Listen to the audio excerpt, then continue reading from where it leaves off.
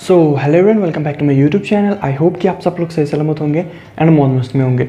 तो गाइस, आज मैं बहुत दिनों के बाद फिर से वीडियो शूट कर रहा हूँ बिकॉज मेरा एग्जाम जो है वो फिलहाल के लिए अभी तक जो चालू है वो अभी तक ख़त्म नहीं हुआ। वो जो है 11 तारीख को ख़त्म होने वाला है।